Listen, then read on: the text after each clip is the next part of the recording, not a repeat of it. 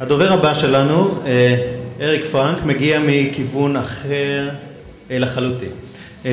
הוא יזם בלב ובנפש, והוא מציע לעולם מודל כלכלי.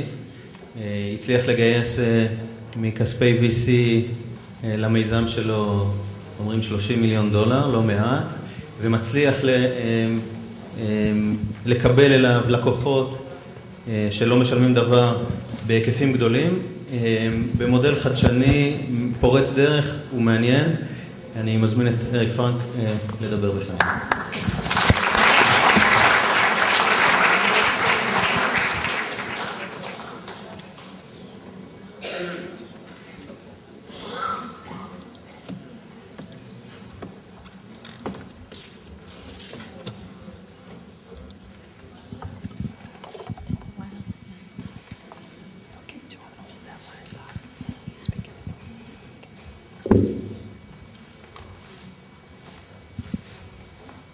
Thank you very much for that introduction and for the invitation to participate this morning.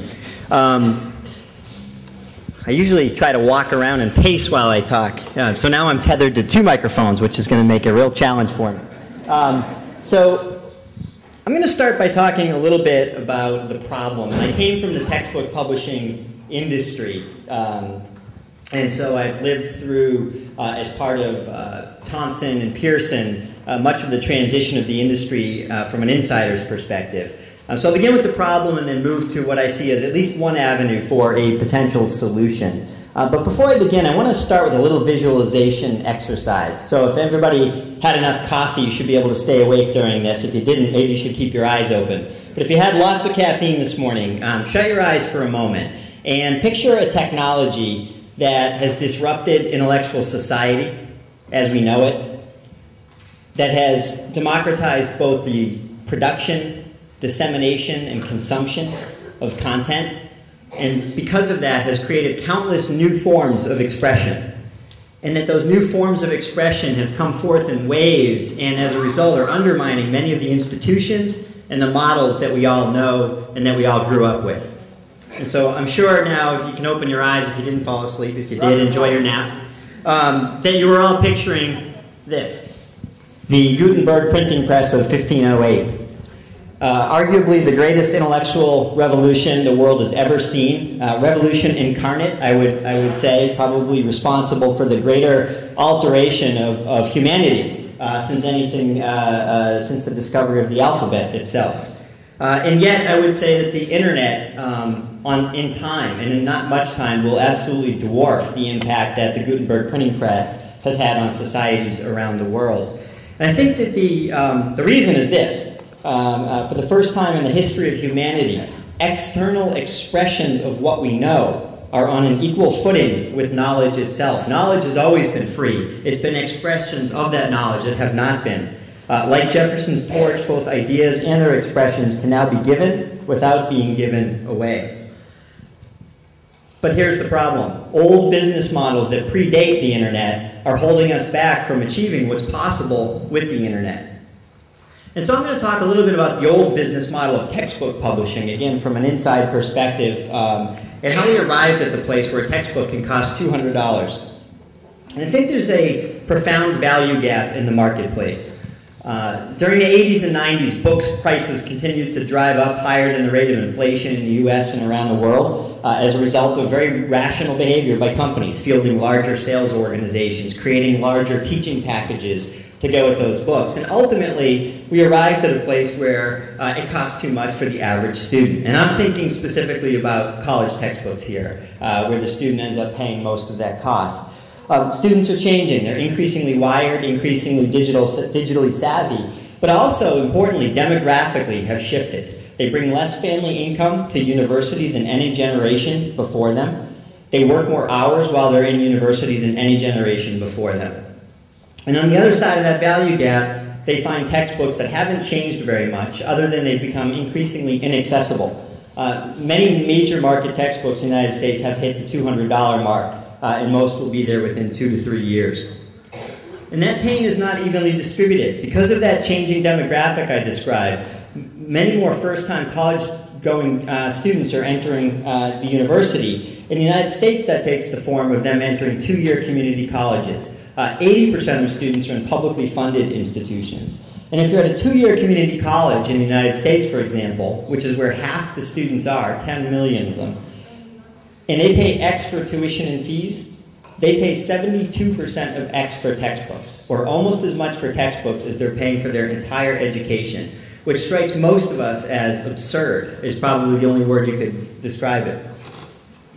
And of course, students respond. And in the early 2000s, this is where we begin to see the internet disrupting the textbook publishing industry. Students turn to the internet for relief, and they increasingly find relief every single year, whether that's through the increased availability of used books, through efficient players like Amazon and others, whether that's through the global gray markets where books are sold overseas for much less than they're sold in North America and then re-imported via internet supply chains and sold to students at lower prices, whether that's through online textbook rental models that are proliferating, or ultimately the most critically difficult for the industry to deal with, the last one, which is piracy. If you type in any leading textbook publisher, author's name and title, and free PDF after it, you will find hundreds of sites where you can download illegal PDFs of those books. And as a result of all of that, publishers are selling less new units every year. New unit sales are going down year on year. And so we were responding rationally. As publicly traded companies concerned about quarterly revenues and profits, we were raising prices faster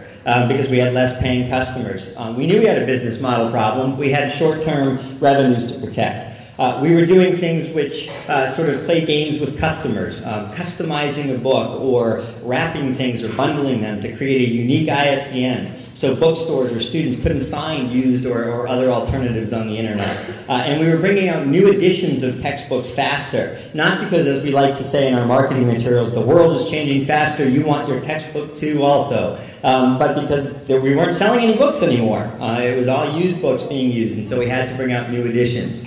And all of that has led to a vicious downward cycle, I think, where consumers are angrier and more frustrated and therefore searching even harder on the internet for alternatives. And so that leaves us in a state, this is the state of publishing, as I would describe as commercial publisher of open source college textbooks has thrown a disruptive business model in the face of the $8 billion annual textbook market, and it's gaining traction fast. So what I'm going to do now is talk a little bit about what we do as a mini case study to talk about the possibilities. It could be totally wrong. In fact, there's a good chance it is totally wrong, but at least the possibilities of where things might be going. So I'm going to talk about the first market model that we use, of two that we currently have, which is sort of this consumer choice model. And that has these three core components. The first is to publish great textbooks. We agree with Michael that curation and expertise is critically important in the world in general and in the field of textbooks for lots of reasons. But then we openly license those textbooks and publish them under a Creative Commons open license and give students lots of choices about how they might want to consume that content and at what price point. So by great textbooks, I basically mean we haven't changed the publishing process. We still seek out the leading experts in their field, wherever they might be in the world. We sign them to exclusive agreements. We vet authors very, very carefully.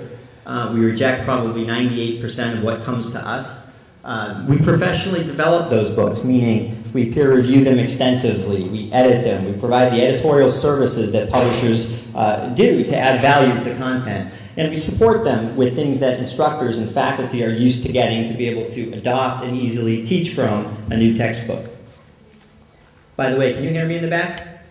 Yeah? Okay, great. Hopefully you can hear me on the internet as well. Now, all of that is just about getting on the playing field. It's about parity, so that people don't have to move backwards in terms of quality. But the question is, how do you move forward in terms of the model and the value to the end consumer? And for us, for the faculty member, adding value comes in the form of open licensing. We publish our books under a Creative Commons open license, and then we provide a customization platform for faculty to be able to modify a textbook to their heart's desire to create something that better reflects their own perspective, their own worldview, and what they do and want to do in their classroom. For those of you not that familiar with open, a very brief description is our books are still copyrighted. We hold the copyright to those books, or our authors do specifically. But then they're published under a license in which we basically convey control to the consumer. In this case, the license conveys, I think, 4 critical controls. One is the right to reuse material, to make copies and reuse those copies legally. To revise and to remix, meaning to change. You can legally modify the existing canonical work to create something improved for your purposes, and then you can legally redistribute all of that. All of that enabled by a license which is interoperable with other materials and can be utilized around the world in most countries at this point. We do reserve some rights. That's why we think of a Creative Commons open license as sort of some rights given to the end user and some rights reserved to the copyright holder. And specifically, the rights we reserve to ourselves under the license are the right of attribution. You need to attribute our authors if you use our works. The right to make money, critical in our particular business model, a non-commercial clause that says you can redistribute non-commercially. But if you're going to execute commercially around this, you can't. The publisher reserves that right, and the right to, you need to share it under the same license under which you got it so that that license perpetuates forward into the marketplace. I'm going to give you a brief example of what I mean by a platform that enables customization. So if we were in this Introduction to Psychology book here by our author at the University of Maryland, I could go and say, I want to customize this textbook. And I open up, in essence, an editor in which I can now rearrange chapters and sections, edit any of the existing text, insert my own content or third-party content that I want to insert, and publish my own edition for my own students. So, for example, if I wanted to simply move chapters or sections around by clicking and holding and dropping them in a new place, I've reorganized the table of contents. If I wanted to delete things, I could simply click on a trash can and I would end up deleting that material from the textbook. And if I wanted to actually edit something in the existing textbook, I simply click on a section and open up that section and then begin to edit by clicking wherever I want to click to insert or modify content. So for example, I could insert between these paragraphs a new paragraph, a bulleted list, exercises, a Word document that I upload, a video clip that I want to include, whatever it is that I want to put there, I can put there. Or I can edit existing content. So by clicking on a chapter, I open up a Word editor. I can edit it. I can insert links. I can insert key terms. I can do all kinds of things to make it my own, in essence. And I can create new content. I could go over here and click Make a New Section. And let's say I wanted to take advantage of what's going on in the world to talk about the subject and make it more vital for students. I could talk about the psychology of protest, for example, and go ahead and start creating this new section and click Save, and then maybe I want to do something like insert some learning objectives for my students. So I type them in and click Save. Maybe I want to insert a paragraph of text here. So I do that, I type them in, click Save, and then I referenced a video talking about the protests in Egypt recently. And so I want to actually show a video. So I go ahead and click Insert Video, and I'm able to grab a video from YouTube or Blip TV, give it a title, and insert a URL here, cite it, click Save, and then ultimately, let's say I want to conclude this section by adding some questions. Did my students understand the material in the video? And I click Save. When I'm done and I'm satisfied, I click Save, and immediately the formatting that we apply to our textbooks is applied so that your material looks exactly like the material in the rest of that textbook.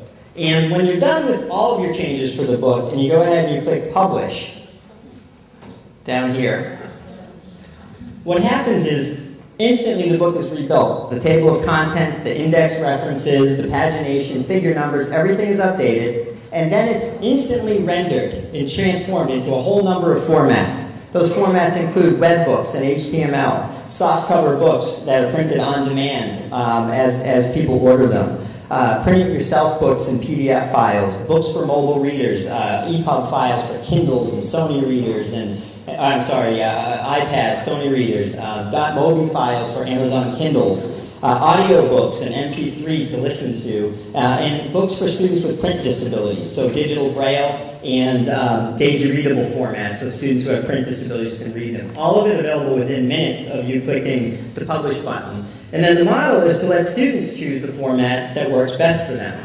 Now, to Michael's point about free being part of internet business models, we certainly place that at the core of ours. And so the student's first choice is to read a web-based book or one of those versions for students with print disabilities for free in its entirety. And it's a fairly enhanced online experience, note-taking, search, highlighting, all kinds of features for students. But it is a free book, and that's where they begin their journey. Now, as mentioned, we raised $30 million. We have some expectations of returns on that investment. I think my family has some expectations of return on that investment. And so how do we make money? Well, we offer students choices. Around that free book, we offer them soft cover books in black and white or in full color. We offer them audio books by the book or by the chapter. We offer them PDFs by the book or by the chapter. We offer them those e-reader versions for download. We offer iPhone versions and about to release an Android version. And so they can choose to purchase those things around instead of, as an alternative to the free book.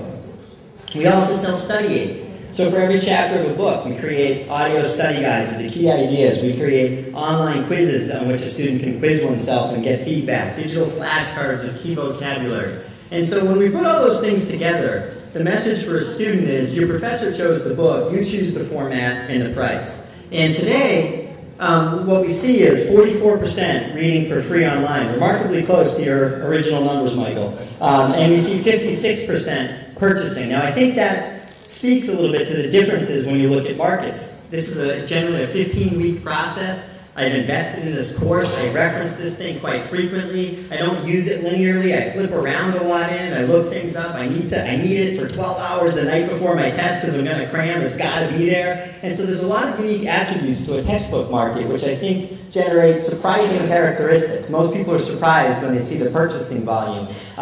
We're not, because this is the way students function. We also have a second business model.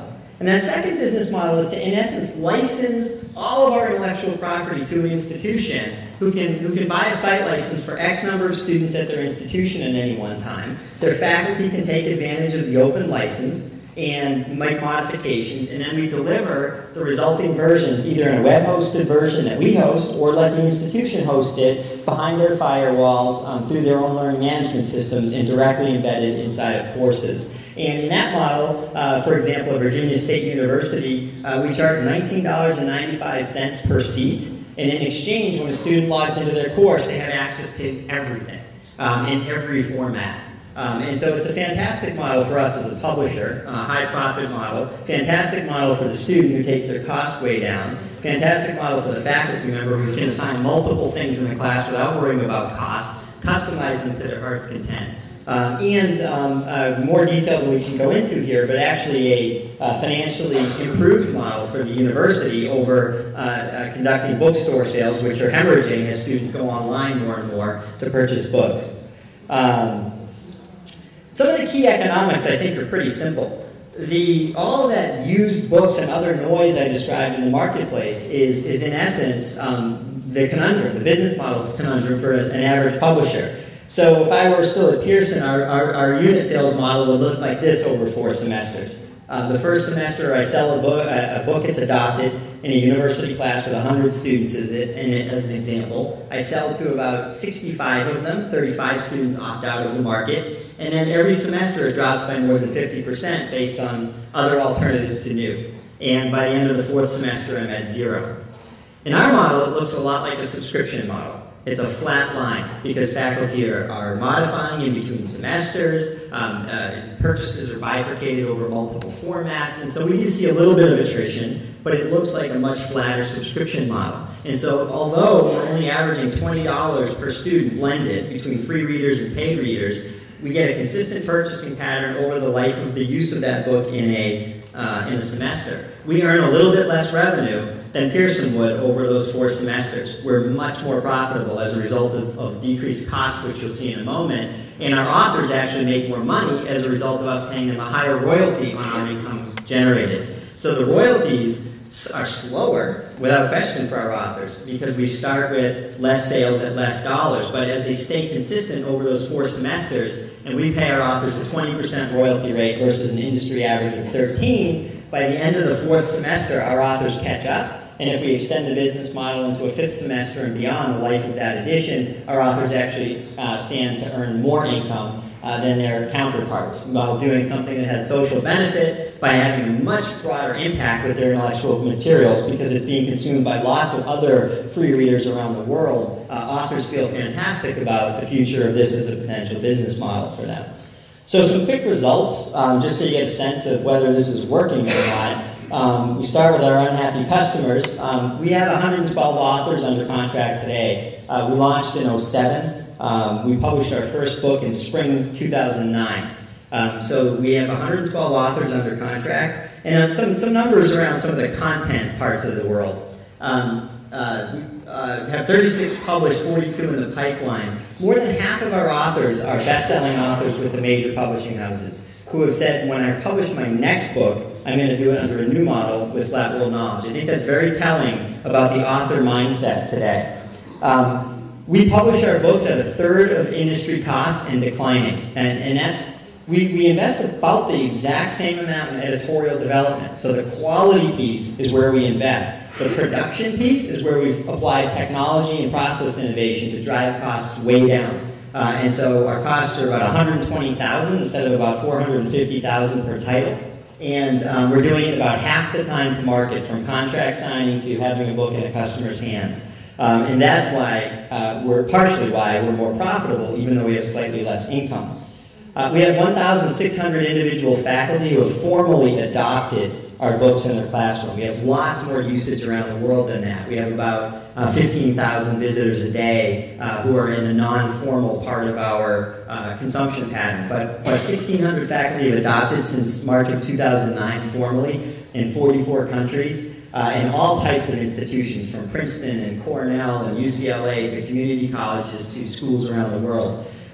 We saw a 225% increase in sales from 2009 to 2010, 320% from 2010 to 11, which our fiscal is coming to a close, so we have a pretty good beat on that, and we expect faster increases in sales in the coming few years. I think what's really interesting is that 40% of our sales had a sales rep involved. So we do market, we do funnel leads that we generate over to a telephone group, a small group of telephone sales reps. But we're up against companies that have 400 sales reps in the field with expense accounts, company cars, etc. 40% of our sales, there was not a single interaction with the company. It was all self-service via the web. And that singular fact is because we're offering something of value. And so people don't need a sales rep to bludgeon them over the head to tell them about it. They hear about it, and increasingly, they hear about it from their peers. So the first year we launched, 12% of our users said, I first heard about you guys from a peer. The second year, in 2010, 27%. Based on some early polling that we're doing, 50% of our customers this year will have started their journey to flat world knowledge from a peer. That will only continue to grow. And that is driving our costs down. So between decreased content costs, decreased cost of sales, our acquisition costs are declining, our profit margins are increasing, even though we generate slightly less revenue than a traditional publisher. And we're getting better at how to market to students. So when we first launched, 41% free-to-paid conversions, up to 56% this year. And we still think we're pretty young as a company in trying to figure out what to market, how to market it to students. Been hailed in the media, I think, as an example of where we might be going. Outsell is an information media analyst group. And they this year included us in their 30 to watch list in 2011, along with Apple, Facebook, Google, Thomson Reuters. So it's good company to be amongst. And as mentioned, we've raised $30 million in venture capital, but I think most interestingly in this last round was from whom? So our first few rounds were first round was venture capitalists. Our second round is venture capitalists, including one of the top 10 in the world in Bessemer Venture Capital Partners.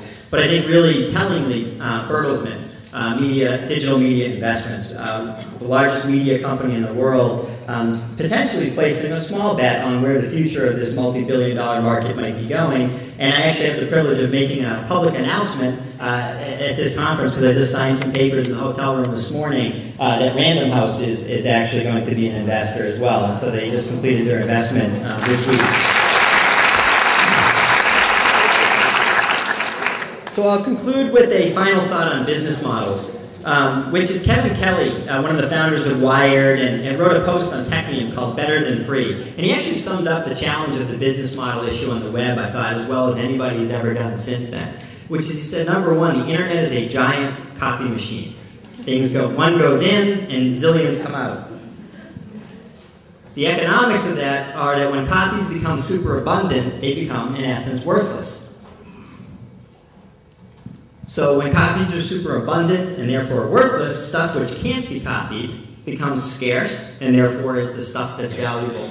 And so his recommendation is you better sell stuff that can't be copied. It's not that hard, right? It's hard to do. It's not that hard to understand. And he actually gave some ideas about what kinds of things might you sell that can't be copied. He talked about immediacy. People are willing, they want to see the movie the day it releases, not a week later, even though they could get a pirated copy a week later. Personalization. I think we all understand the power and benefits of that. Interpretation. Students are willing to pay for study aids. Right? Why? They have the book. Well, they want the summary. They want the executive summary that gets them there quickly. That's interpretation of the material. Authenticity. In our case, is this really what my professor wants me to be using? If I go get some pirated version, am I going to be reading something else? Am I going to be getting something wrong on my test? Accessibility. Can I get it anywhere, anytime, anyhow? Embodiment. It's worth it for students to get something in print. And sure, you can copy something that's in print. But it costs a student $30 to buy a print book from us because of scale. It costs them $45 to go to Kinko's, to a copy center, and make their own less quality version of it. So embodiment is an opportunity for revenue. Patronage. Kevin and I believe people want to pay artists and creators. Can you create a model where they can enable more? And findability. Can I find other things that I'm interested in because of what I first started with? And so Netflix has been the master of this in the world of movies, of recommendation engines, and therefore upselling to customers all the time. So if you think about a model like ours, where might we go? Well, we have hundreds of thousands of students. We're shortly going to have millions of students. And so could we do things like implement a peer-to-peer tutoring network where just people can tutor each other on the web and the best ones rise to the top and the worst ones drop away and we charge a facilitation fee. User-generated marketplace. Enable people to make contributions into the marketplace and allow others to adopt them and let the users who contribute decide whether they want it to be free, whether they want to charge and how much they want to charge, and we keep a percentage of that. Self-assessment embedded within the book. Stop. Take an assessment. What do you know? What do you not know? And then point a personalized pathway through the material. That can't be copied because that's mine. Data sales. A student's a junior in cost accounting. We know they're going to be looking for a job. An opt-in model where they say, hey, yeah, I'd like to be connected to employers out there around the country who are looking to hire somebody in the Midwest part of the United States. I'd like to upload my resume and hear from somebody. Well, we could charge a finder's fee for that. There's lots of ways to make money, I think, once you have the eyeballs of the students. And so in conclusion, I'll end with where we started, which is we started Flat World Knowledge because we really do believe that knowledge is the black gold of the 21st century. It is the critical thing for people to be able to improve their lot in life. The internet is enabling the dissemination of that knowledge on a scale unprecedented in history. And in short order in the general scheme of the universe, will enable anybody on the earth to be able to access knowledge. I spent some time in Brazil recently where we're talking about utilizing open educational resources to get education to the rainforest in the next 10 years. Everyone will have access. And if I go back to our friend, the Gutenberg printing press, it offers an instructive lesson for going forward because when the printing press came out, of course, the European church was really in control of the publishing apparatus and the knowledge dissemination apparatus at that time. And they said, this is a horrible idea. You can't let this happen. This long scribal tradition will be erased overnight, and the authority of the church will be undermined, and morality of society will be threatened if anybody can make a book and anybody can read a book, and so on and so forth with a litany of concerns. And it turns out they were right about every single one of those concerns. If you go back and read the literature, they were dead on.